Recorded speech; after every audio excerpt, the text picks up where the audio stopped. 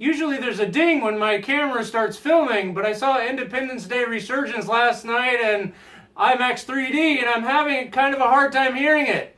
I actually feel like I'm kind of yelling a bit, and I'm sorry about that. I'm just not sure what to do about it. Is anybody else here ringing?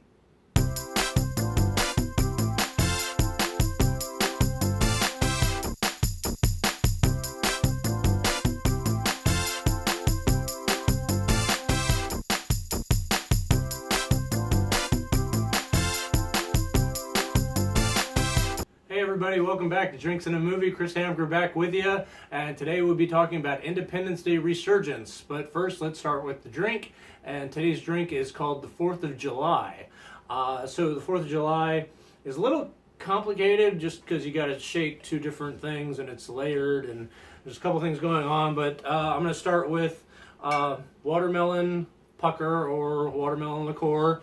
So you'll do 1.5 ounce of that, and 1 part cranberry juice, and then a splash of both lemon and lime. So we'll get those in there, give it a good shake, and then go on to the next part. That was a bit of more of a splash. Just stick with the splash. Don't do a lot. All right. So we'll shake this up here.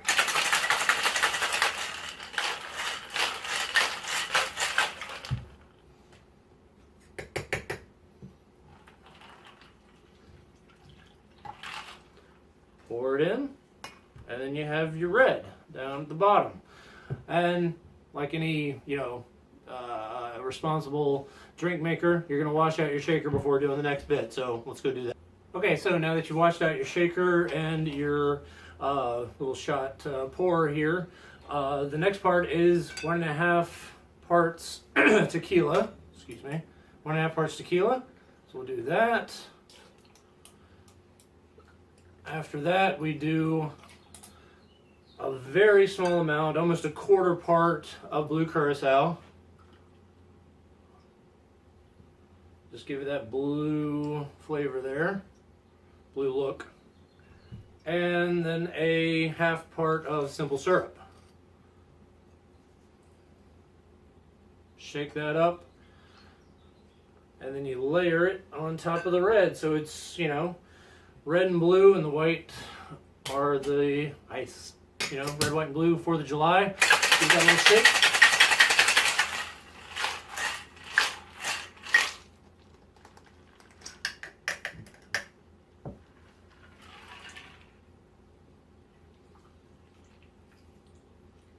And this makes for actually a nice summer drink for cookouts or for alien invasions. All right, there you go. There's your 4th of July. Cheers, everybody. Let's give this a try.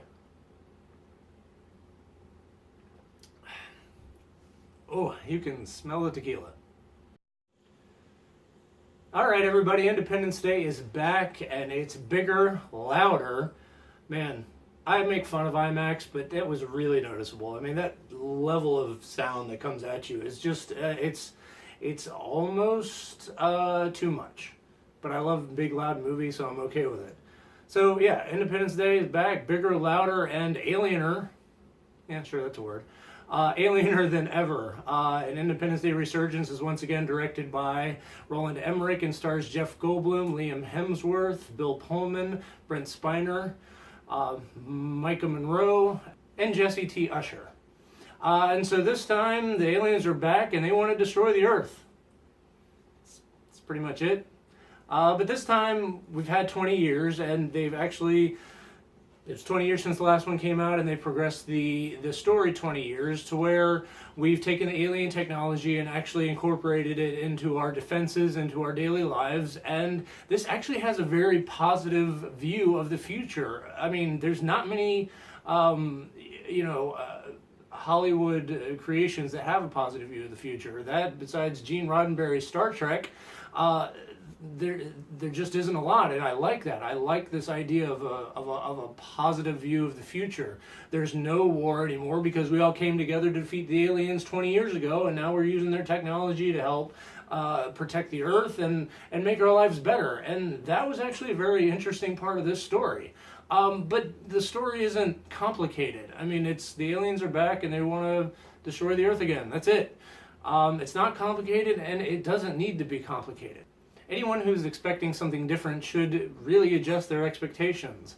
I mean, Independence Day Resurgence is just like 1996's Independence Day, except times 100. And that is not necessarily a bad thing. I enjoyed the first Independence Day quite a bit, actually. It had the perfect amount of popcorn silliness that I'd expect from a summer blockbuster. I think. I mean, I actually haven't seen it for over 10 years, but what I do remember is that I had a lot of fun with Independence Day. And I gotta admit, I had a lot of fun with this movie. I mean, this movie has incredible special effects that you'd expect from an Independence Day movie. I mean, they really spared no expense. They're just completely astounding. So this movie once again stars Jeff Goldblum, who is great as always. He is really one of my favorite actors. He is so odd, and he is extra odd, in this movie. I mean, no matter how frivolous the movie, he never seems to phone it in. He does seem like he's having a lot of fun and he knows exactly what type of movie this is, but that's okay. I mean, that's what this movie's supposed to be. It's supposed to be just a fun, shut your brain off for 2 hours type of movie. It also stars Liam Hemsworth, who is fine. I mean, you know, he's good, he's fine, he's charismatic enough. And I'm going to go off subject here a little bit, but Bill Pullman's in this again as President Whitmore, and his daughter's back, and she was in the first one. Now, in the first one, it was played by Mae Whitman, who is still acting today. She's in shows like Parenthood, and she was in a movie not too long ago called The Duff. So she's still around and still making movies and still acting. And they decided not to go with her. They had an actress who was fine named Micah Monroe, and she was good, but why didn't they get Mae Whitman? I don't understand. I mean, she's just maybe, if not better an actress than this other girl is, but they decided to go a different route, and it kind of threw me off. And I may be just the only one to notice this, but it was just a little odd to me.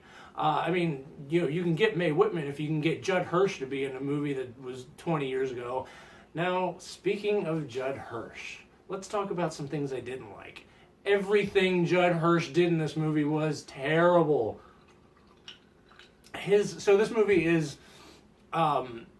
overrun with characters, and that's kind of, you know, Roland Emmerich's calling card a bit. I mean, he did it in the first Independence Day. There was just so many characters, and Judd Hirsch, who was thrown in, that was in the second movie. He played Jeff Goldblum's dad, you know, David Levinson, and his dad Levinson. I don't remember his first name, but he's back in this, and I guess just because he was in the first one, he has to be in this one, and I hated everything he did. His side plot was totally useless and could have been completely cut out of the movie, and cut about 10 to 15 minutes off of it, and for the better. There's another subplot in there about this group of pirates that was totally useless as well, and that's one of the negatives of this. There's just too many characters that this movie tries to keep track of, and it just doesn't do it very well.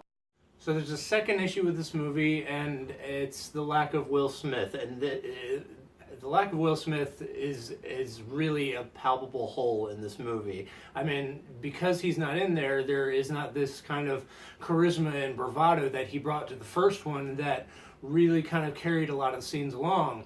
And the kid that he got to play his son, Jesse T. Usher, is not good. I mean, he's just not good. He's wooden. His lines came off just not believable, and and I know it's a tough comparison, and I shouldn't compare him, but he's not Will Smith at all. And that was definitely noticeably missing in this movie. Look, I know it seems like I'm pointing out a lot of things I didn't like about this movie, but I actually really enjoyed watching this. I had a lot of fun with it, and it's got everything a mindless summer blockbuster action movie should have. It's got amazing action, incredible in special effects, and Jeff Goldblum. You know, what more could you ask for, really? So look, I enjoyed this. I think if you go into it knowing what it is, then you'll enjoy it. Which I did. I mean, I thought it was bigger, and like all sequels should be. And you know, like I said, if you like the first one, you'll like this one. I'm gonna give it, because it wasn't perfect, there were some things I would cut out. I'm gonna give it a 3.5 drinks out of 5. But I really enjoyed it, and oh my god, so much tequila. That's all I taste. Thank you so much, guys, for joining me. Hey, let me know what your favorite kind of popcorn, blockbuster, mindless, bullshit summer movie was. For a long time, it was Independence Day, because it was like one of those first ones where you go, Jesus, they're really pulling out all the stops. So let me know what that is. Thanks, everybody, so much for joining me once again. If you like this, click down here and subscribe. Check me out on Twitter, my website. I'm on Facebook now. All the links are right down here. Cheers, everybody. Have a drink on me. Please drink responsibly. Never, ever drink and drive. Thanks, everybody.